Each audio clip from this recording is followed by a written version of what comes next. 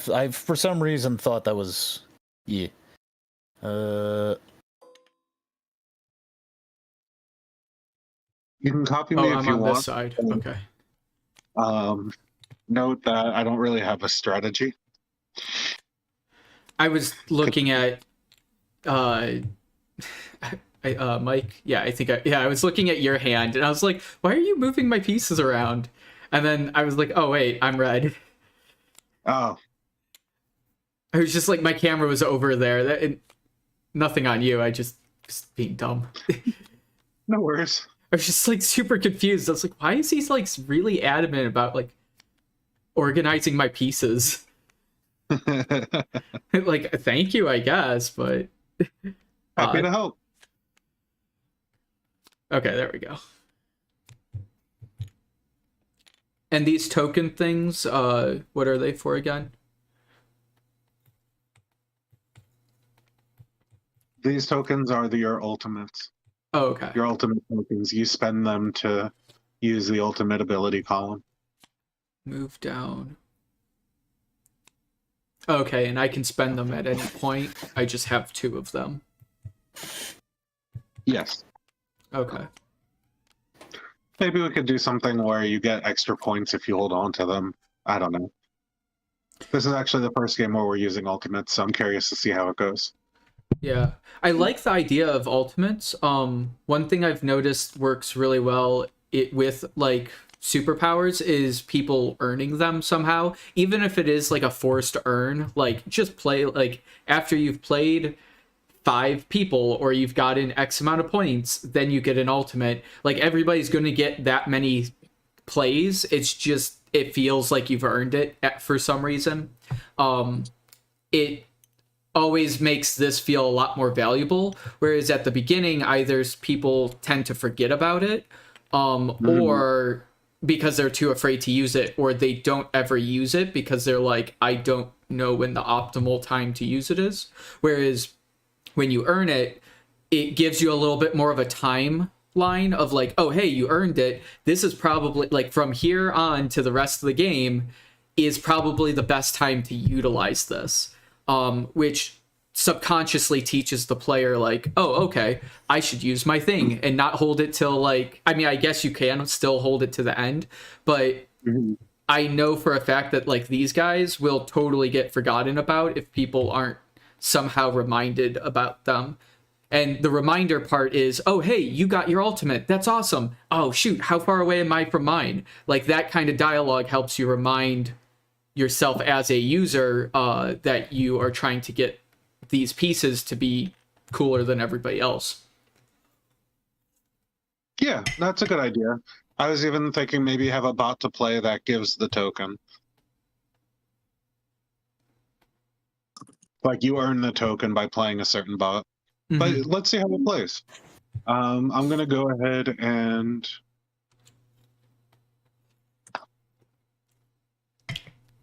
drop this happy fella.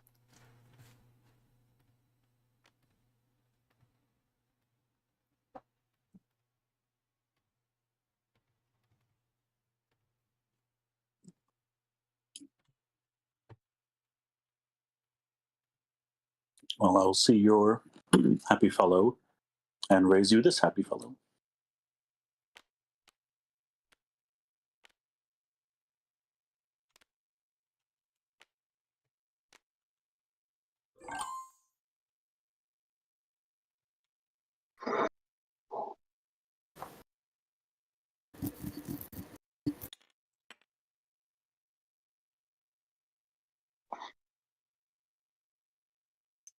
What's this for? Just to smack around.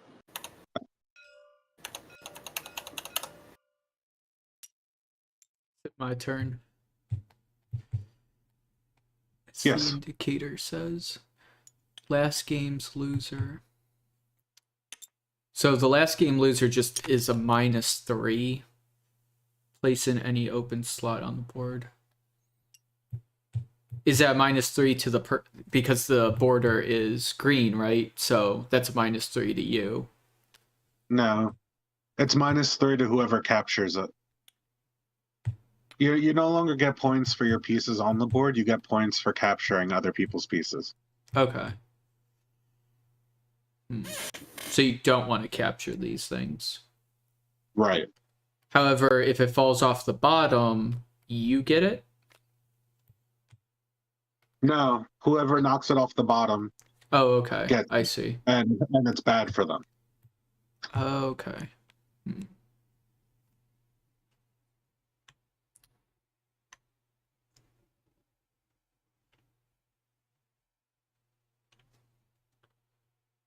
Then I will see.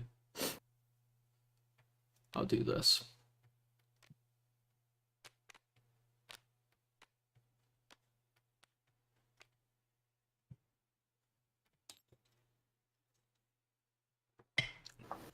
Nothing special happens there. That was just a Crushatron. Takes up 2 spaces. Okay.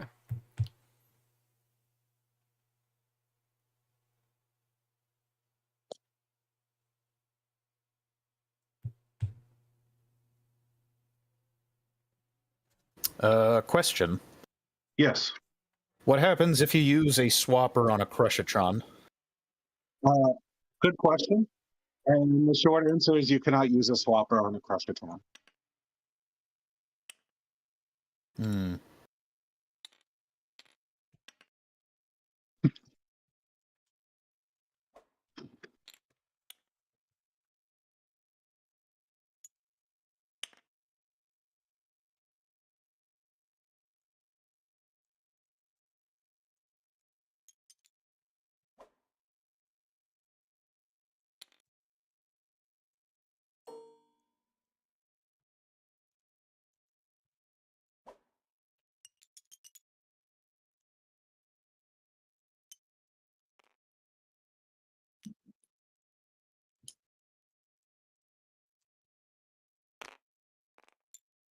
Um.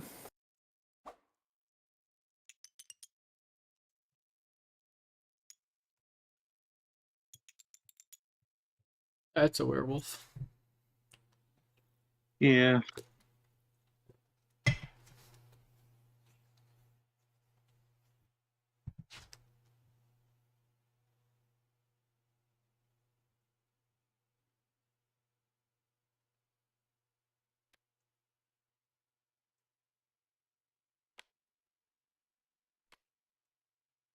The dead werewolf.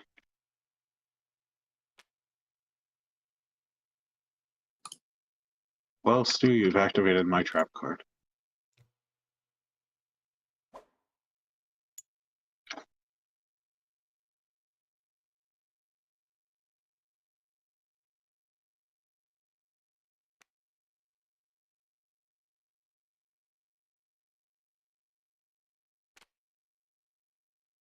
So I'm going to use Powitzer's ultimate.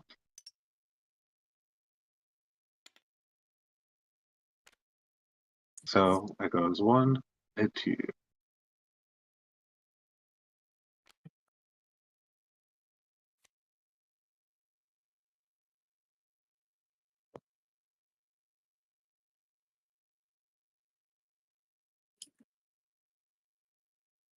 Can I swap things vertically? Yes.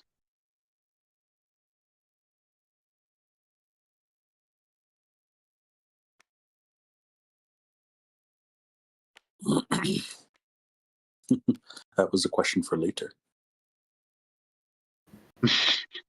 Yeah, I was looking at the board. I'm like, what is he?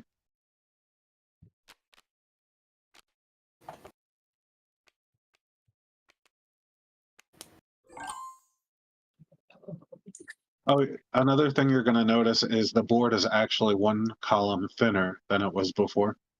Mm-hmm.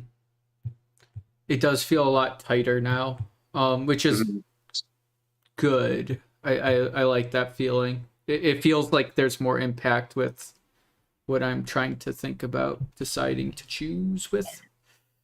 And so the way we scale it is you get the number of columns equal to players plus 1. So in a 1v1 match, you're only dealing with 3 columns. Okay. Which is a very interesting game.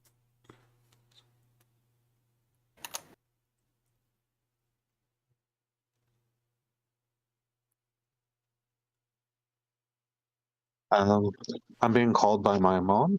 I'm going to disconnect and I'll be right back. But Okay. I'm going to keep. We'll be here. Sorry, I'm just looking at all of the different options still. So can I not, I can't shift someone into the sides, correct? Well, so you can shift actually them into the side. Like if there's a hole in the row, you can shift them in that direction. Well, like But if with I were to play the they- conveyor bot here and shift these to like this row over, can I not go this way? Yeah, you can't go that way because of the blockers. We can go Okay. the other way because there's room. Could I push my own conveyor bot this way? Yes, it'll do the whole row. But if the conveyor bot's here, I couldn't move it either way. Right. Okay. And the conveyor bot only picks the row that it currently is on? No, you can pick any row. Okay. So you can put it down and well, right now the last game's losers in the kill zone, so I wouldn't kill that because you'll lose points. But hypothetically, I'm back. But this is only 0 points, so I'm not too worried about the Crushatron. mm-hmm.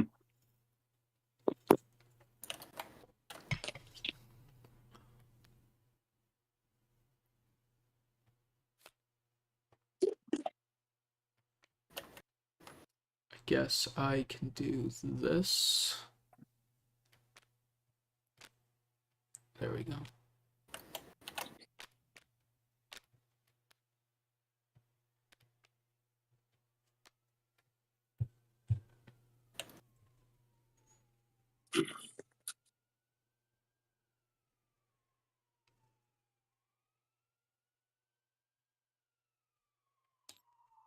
You know, a tall Crushatron might be interesting.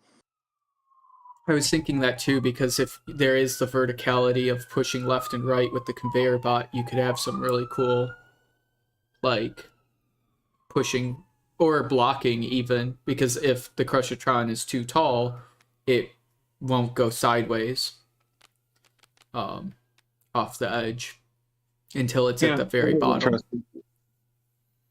It also would hang on to the board for a little bit longer too. Mm-hmm.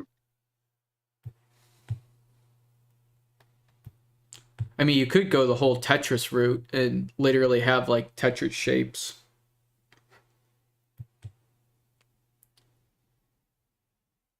Because those are always fun to piece together. Yeah, but that's more like Barren Park, Mm-hmm. which is a solid game. I'd recommend some board game arena if you have a chance. Is that with a bear? It's Bear Park. Sorry, it cut out. What? It's Bear Park. Oh, okay, yeah. Yeah, like Baren Park. Yeah, Yeah. but that's because it's German or Dutch or. Baren. But this is more about like building a park. Like actually tiling things together. This is Yeah.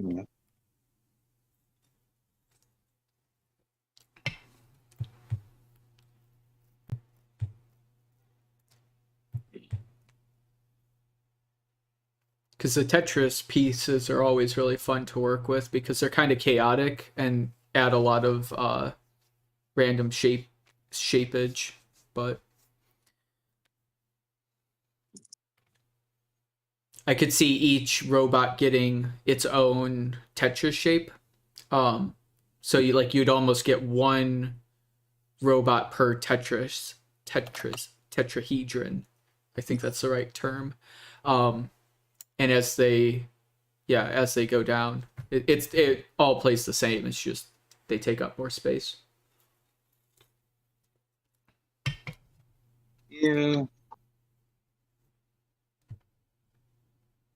I like having the the Crushitron, because even like the more I think about when I think about like a tall one, it's basically a better version of the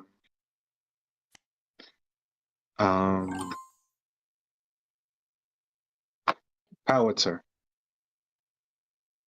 I wouldn't say it's a better version, unless it can move two at a time. If it can move two at a time, then it technically is a better version of the Powitzer. Which, honestly, if you were going to do that, I would just make the Powitzer the too tall one. Right. You could still call it the Powitzer, it'd just be a hammer. Just like punching them down. Mm-hmm. Yeah, it's definitely worth. I mean, it's not a bad idea.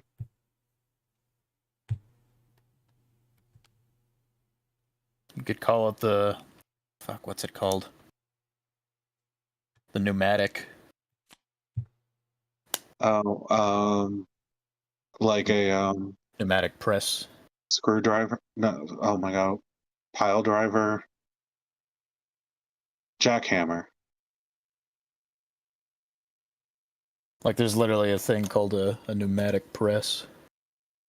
Yeah, but isn't it more like fixed? Kinda. Excuse me.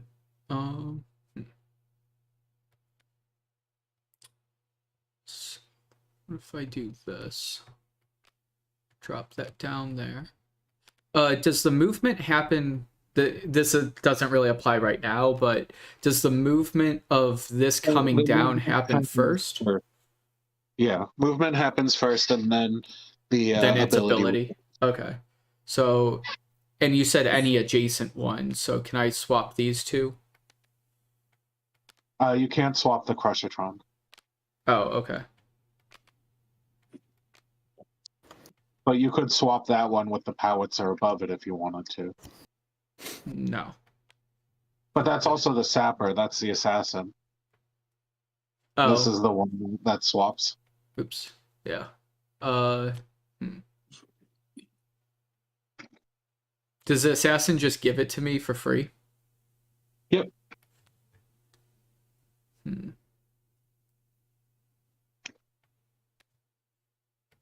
I will take that. Oh, I guess I'll just keep it here then.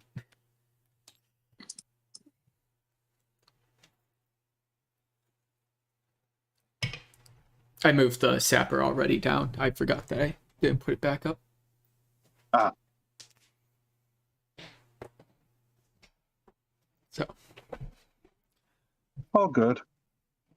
Passed it over to Stu.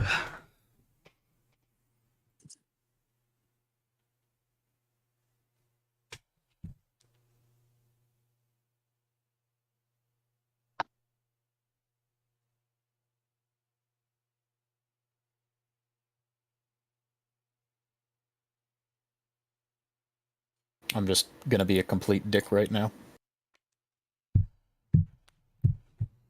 You're using one of your ultimates to do that? Yep. Oh, these guys you can just put anywhere. Only as their ultimate ability. Oh yeah, with the ultimate ability. Okay.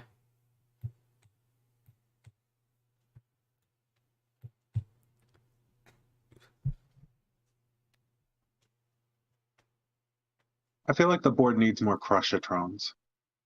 I do like the question.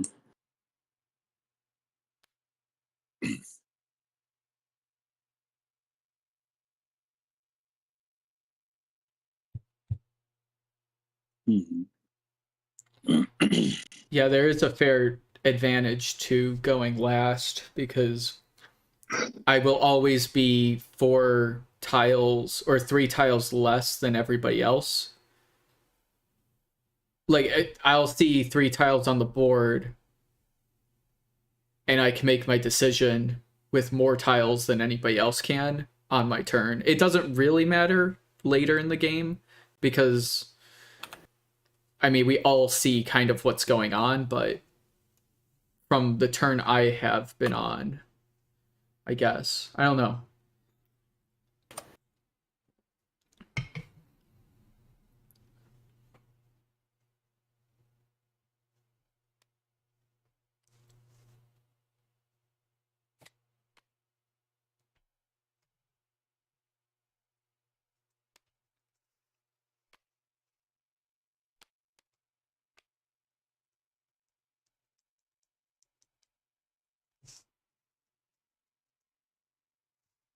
I'm going to ultimate swap.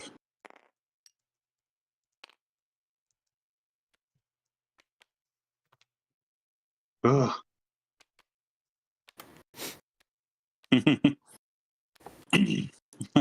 Let's really make the bottom dangerous.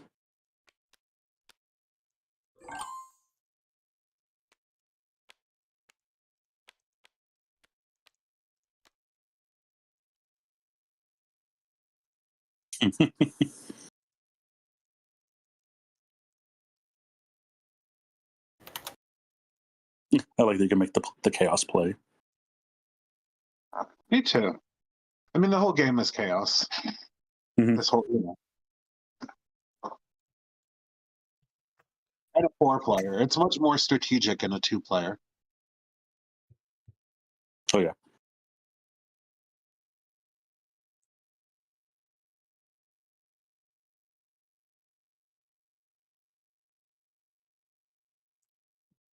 This one is not considered adjacent to this, right?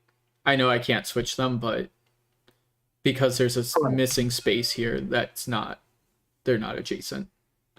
Right. Okay. Just wanted to make sure.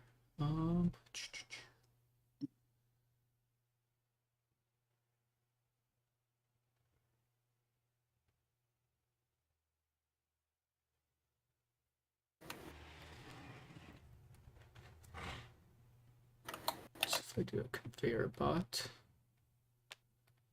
and then I do this bottom row to this direction. This is still in play, right? This Crushatron? Yes. Okay.